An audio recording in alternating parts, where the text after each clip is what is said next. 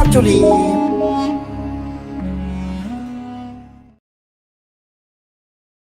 Tolong, tolong, jangan sakiti aku.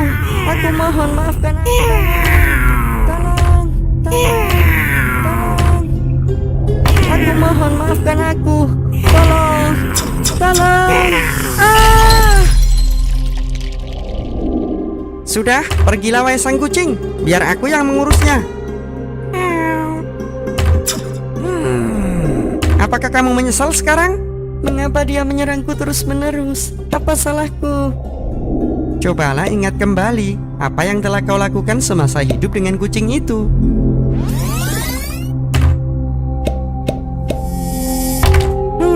Dasar kucing nakal. Mengapa kau habiskan makananku? Kamu harus menerima balasannya. Masuklah ke dalam kurungan, atau aku paksa.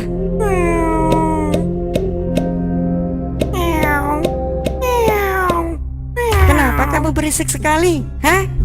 Oh, jadi kamu lapar. Aku nggak peduli. Percuma teriak-teriak.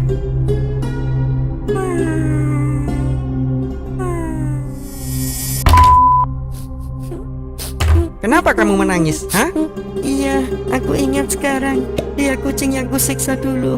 Dalam Islam sudah diajarkan untuk berbuat baik pada siapapun, termasuk kepada binatang. Kecuali kita memang melawan karena binatang itu buas dan mau menyerang kita. Iya, aku khilaf. Udah, percuma kamu menyesalinya.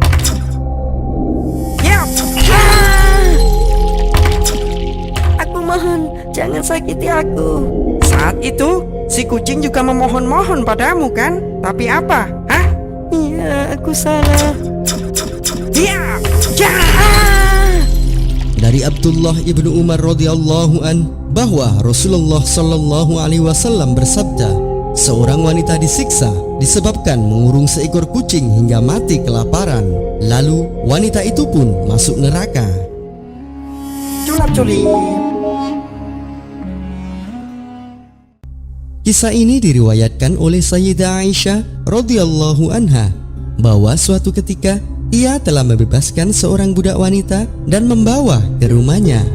Kemudian sesaat setelah itu datanglah malaikat Jibril kepada Rasulullah sallallahu alaihi wasallam.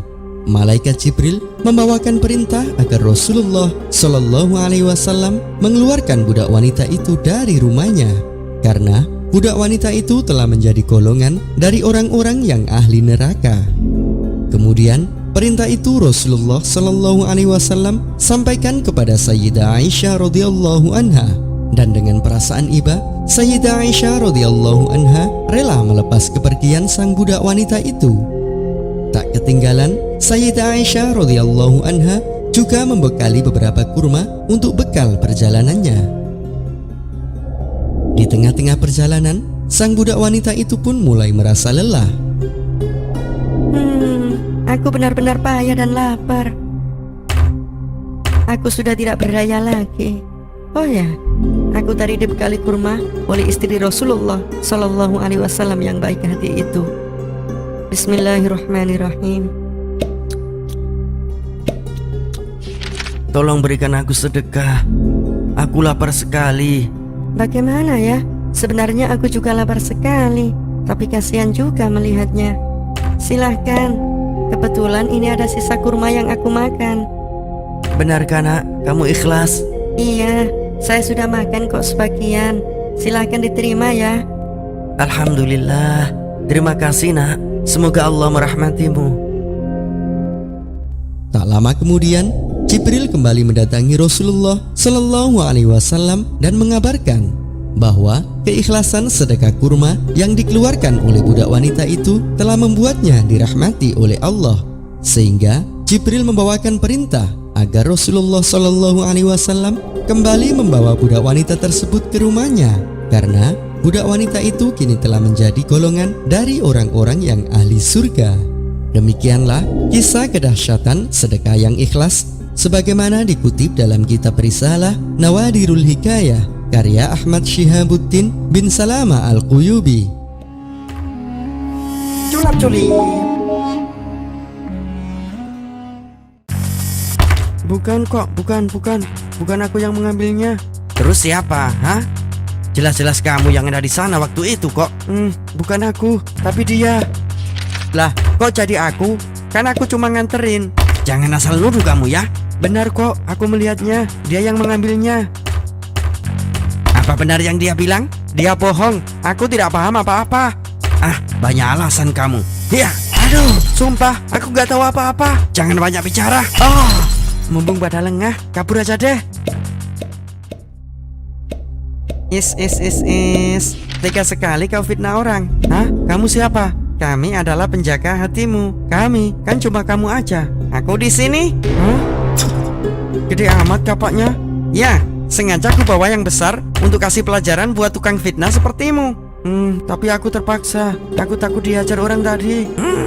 Cepat kembali dan akui kesalahanmu, bahwa sebenarnya kamu yang mengambil barangnya kan? Gak mau, aku takut. Oke. Ya.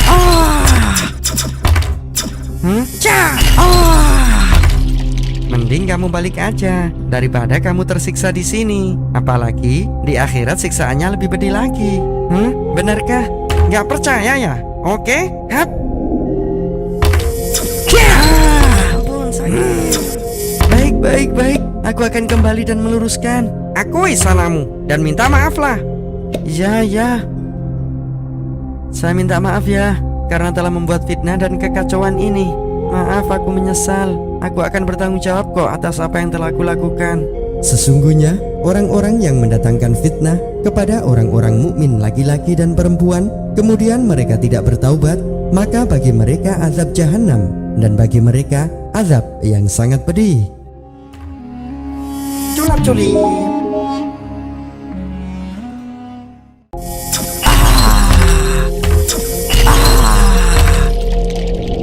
Bangun. Ayo, bangunlah. Tolong, cukupkan siksaanku. Aku sudah tidak kuat lagi. Percuma kamu mohon-mohon. Ya. Kenapa kau lampiaskan amarahmu padaku? Tanyalah pada dirimu. Kenapa kau lampiaskan amarahmu pada anakmu? Hah? Apa maksudmu? Apakah kamu merasa telah menjadi orang tua yang baik semasa hidup? Kenapa sih hidupku harus kayak gini? Pagi-pagi udah direcokin sama penagih hutang. Bapak, kok belum berangkat kerja, Pak? Nih juga, anak dibesarin udah besar malah nyusahin aja. Maaf, Bapak. Boleh saya tahu ada apa? Kenapa Bapak marah-marah? Kamu nggak tahu ya? Barusan motor bapak ditarik karena telat bayar cicilan. Ya Allah, yang sabar ya, Pak. Sabar. Enak sekali kamu bilang. Aduh, maaf, Pak. Terus apa yang bisa aku bantu, Pak? Ya pakai supaya motor bapak bisa balik lagi. Baik, Pak. Saya akan coba cari tahu. Ibumu mana? Sudah berangkat ke pasar, Pak. Sini. Ada apa, Pak? Aduh, lelet banget jadi anak. Minta ibumu uang, bilang buat bayar sekolah. Nanti uang kasih bapak buat ambil motornya. Jangan sampai ibumu tahu, ngerti? Maaf, Pak. Saya tidak mau berbohong. Berani kamu ya melawan perintah bapak? Dasar Maaf, anak Pak. kurang ajar. Maaf. Gak tahu diun. Iya, aku terbawa emosi waktu itu. Kamu yang punya masalah, kok anak jadi pelampiasan? Hah? Iya, aku salah. Aku menyesal. Ingat, jika kau mengharapkan anak yang baik, maka mulailah dahulu bersikap baik kepada anak. Ya. Seseorang dikatakan telah cukup berbuat dosa bila mana menelantarkan orang-orang yang menjadi tanggungannya. Culap-culip.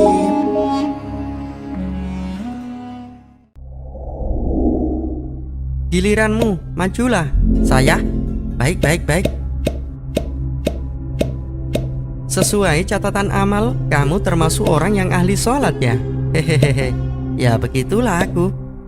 Kedua, kamu juga rajin sekali puasa. Hehehe. Ya dong. Ketiga, kamu juga termasuk ahli zakat. Hehehe. Betul sekali. Baik, seluruh amal baikmu akan dirupakan menjadi pahala. Dan tentu, jika Allah menghendaki, itu akan menjadi modal bagimu untuk melewati ujian akhirat ini. Wah, banyak juga rupanya ya. Jangan senang dulu, karena amal burukmu belum dihitung. Oke, siap. Kamu, majulah. Saya ya? Baiklah. Banyak juga amalmu ya? Hehehe. Ya begitulah, karena semasa hidup aku rajin sholat, puasa, zakat, termasuk rajin mencela orang ya. Hah? sisihkan amalmu untuk membayar orang-orang yang kau cela semasa hidup. Baiklah ini. Tambah lagi, berapa banyak orang yang telah kau cela? Ya ini. Di sini juga tertulis kamu suka sekali menyebarkan fitnah. Apa itu benar? Tapi aku hanya ikut-ikutan nge-share kok. Itu bukan urusanku. Sisihkan amalmu untuk membayar orang-orang yang kau fitnah. Baiklah, segini cukup. Segitu kalau fitnahnya cuma nyebar 1 RT. Ini fitnah sudah nyebar ke jagat maya dan dampaknya sangat buruk buat orang yang telah kau fitnah. Ya ini. Lalu di sini juga tertulis kamu suka mengambil hak orang lain. Hah? Apa aku harus membayarnya juga? Tentu saja. Tapi aku sudah bangkrut, amalku sudah habis. Itu bukan urusanku. Terus gimana? Kamu tahu kan apa yang harus dilakukan orang yang bangkrut? Iya, aku tahu, aku harus hutang. Tapi mana bisa hutang amal? Bisa, tapi dengan cara menukar hutangmu dengan dosa-dosa orang yang kau zolimi. Nah, kalau aku mikul dosa orang, aku bakal masuk neraka dong. Hahaha. Tidak usah nanya, langsung kita OTW aja. Iya. Tolong! Rasulullah Shallallahu Alaihi Wasallam bersabda, orang yang bangkrut dari umatku adalah orang yang datang pada hari kiamat dengan membawa amalan sholat, puasa, dan zakat. Dia datang dan telah mencela si fulan, telah menuduh si fulan, memakan harta si fulan, menumpahkan darah si fulan, dan memukul si fulan. Maka diambillah kebaikan-kebaikannya dan diberikan kepada si fulan dan si fulan. Jika kebaikan-kebaikannya telah habis sebelum cukup untuk menebus kesalahan-kesalahannya, maka diambillah kesalahan-kesalahan mereka. Kemudian dipikullah kepadanya, lalu ia pun dilemparkan ke neraka.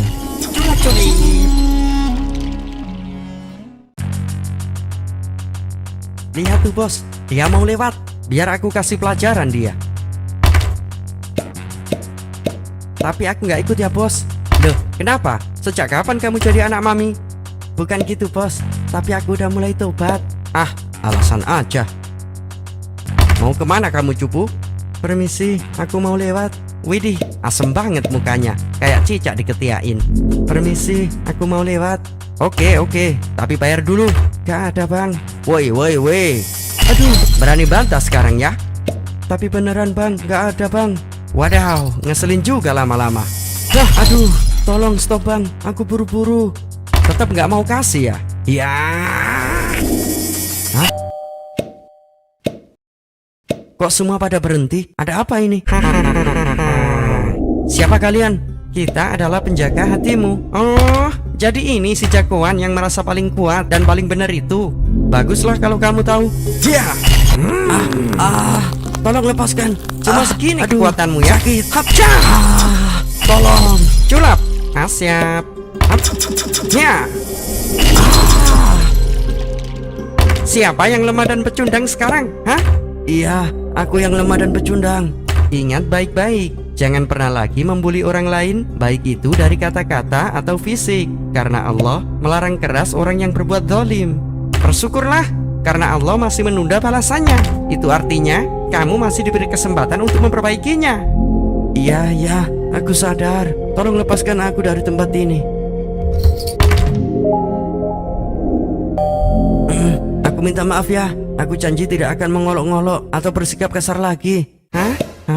Dan janganlah kamu mengira bahwa Allah lengah dari apa yang diperbuat orang yang zalim. Sesungguhnya Allah menangguhkan mereka sampai hari yang pada waktu itu mata terbelalak.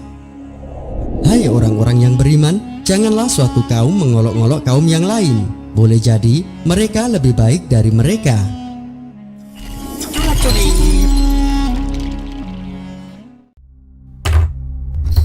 Nak, jangan lupa ya baca surat Al-Mulk. Iya Bu, makasih sudah diingatkan. A'udzu billahi minasyaitonir rajim. Bismillahirrahmanirrahim. Tabarakalladzi biyadihil mulku wa huwa ala kulli syai'in qadir. الذي خلق الموت والحياة ليبلوكم أيكم أحسن عملا.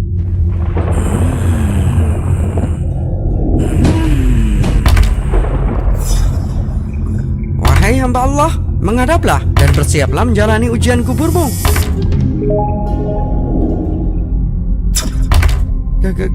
Kamu siapa?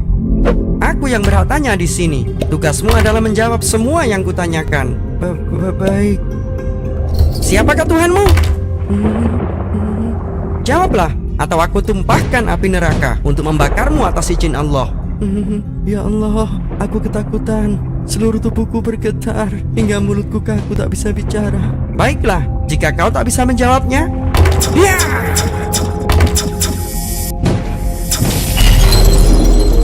Jangan sedikit pun menyentuhnya.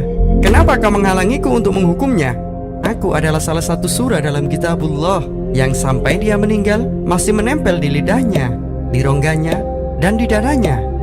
Baik, jika demikian, menghadaplah sendiri kepada Allah dan mintakanlah dia syafaat. Baru aku akan melepaskannya. Kemudian surah itu pun menghadap kepada Allah dan memohon, Ya Tuhanku, sesungguhnya orang ini dengan sengaja memilihku di antara kitabmu, lalu dia mempelajariku dan membacaku serta menghafalku. Maka apakah engkau akan membakarnya dengan api, sedangkan aku berada di dalam rongganya? Jika engkau hendak mengazabnya, maka hapuskanlah terlebih dahulu aku dari kitabmu. Lantas Allah pun memberikan izin kepada surah tersebut untuk melindungi dan memberikan syafaat kepada orang yang telah menjaga surah itu semasa hidup.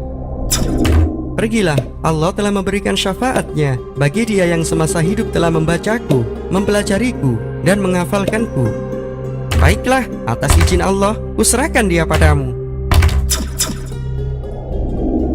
Janganlah bersedih hati, aku akan menjagamu dalam tempat ini dan menghiburmu hingga engkau sama sekali tidak merasa sepi dan ketakutan lagi. Subhanallah, Masya Allah, semoga aku selalu dalam lindunganmu. Rasulullah Shallallahu Alaihi Wasallam bersabda, ada suatu surah yang membela pembacanya hingga memasukkannya ke dalam surga, yaitu Tabarakalladzi biyadihil mulk. Allahu Akbar, Allahu Akbar. Udah azan, sholat dulu yuk. Oke, ayo.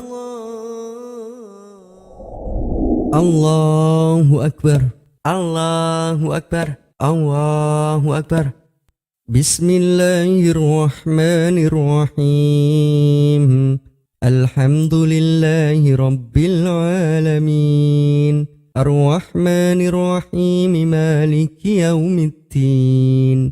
Iyyaka na'budu wa iyyaka nasta'in. Waduh, lupa, dompetku ketinggalan. Habis ini makan gimana ya? Wah, parah dia. Orang sholat diajak bicara. Yah, sok khusyuk, gak mau jawab. Rasain nih. Aduh. Geli tahu, sholat itu gak boleh bicara. Habis ini minjem duit ya, dompet ketinggalan. Males. Udah, dasar pelit. Allahu Akbar. Aduh. Allahu Akbar. Assalamualaikum warahmatullahi. Subhanallah, sholat itu menghadap Allah. Jangan sekali-kali lalai dengan membuat candaan atau mainan. Dia yang mulai duluan, tapi kamu juga ikutan. Sudah, tidak usah menyalahkan. Ingat, orang yang lalai dalam sholat, entah itu menyepelekan atau membuat candaan, bisa diancam di neraka wae loh.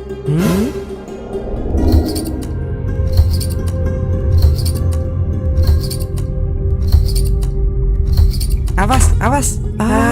Tidak. Hahaha, nggak jadi. Tolong, itu bahaya. Jangan main-main dengan benda itu. Iya, kalau jatuh beneran gimana? Bukankah kalian waktu itu juga suka bercanda ya? Dan main-main dalam sholat? Hah? Iya, aku salah. Aku juga menyesal. Simpan penyesalan kalian. Tarik talinya. Siap. Jatuhkan. Ingat, jangan mengulanginya lagi. Iya.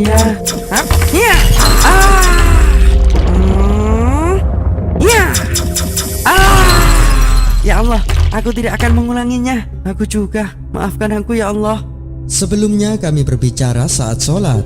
Seseorang di antara kami berbicara dengan teman di sampingnya saat sholat, sehingga ayat ini turun, berdirilah untuk Allah dengan khusyuk. Kami kemudian diperintahkan diam dan dilarang bicara.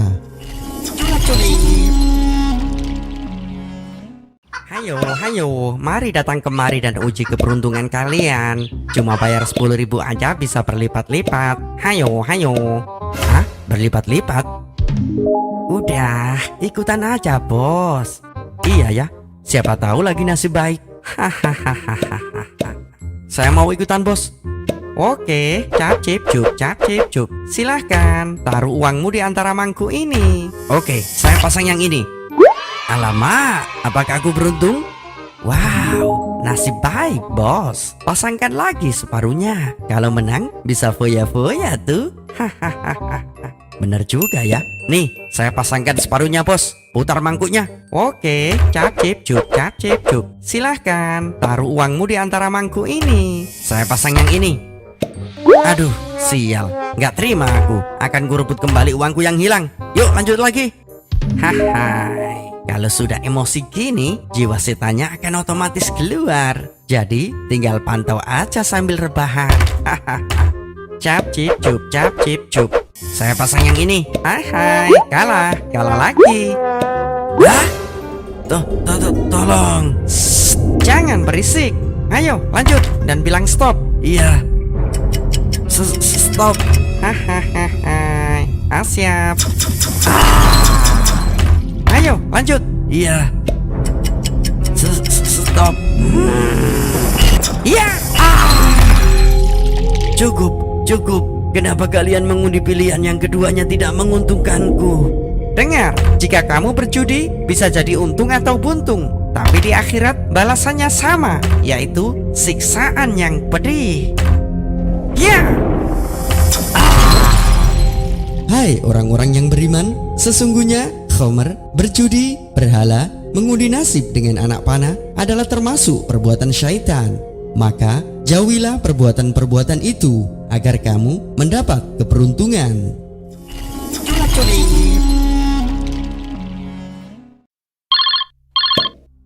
Assalamualaikum. Waalaikumsalam bro. Ada yang penting kah? Enggak, cuma mau ingetin aja sebagai sahabat. Jangan lupa baca surah Al-Kahfi malam Jumat nih. Waduh, kamu emang sahabat terbaik dunia akhirat. Makasih udah diingatkan. Tolong. Siapakah aku?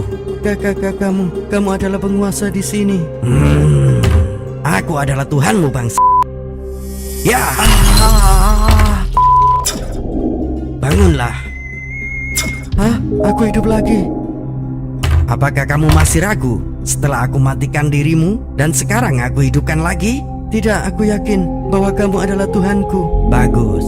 Sekarang akan kuhadirkan surga dan neraka untukmu. Mana yang kau pilih? Tentu aku pilih surgamu. Hahaha. Surgaku sejatinya adalah neraka bagimu. Iya.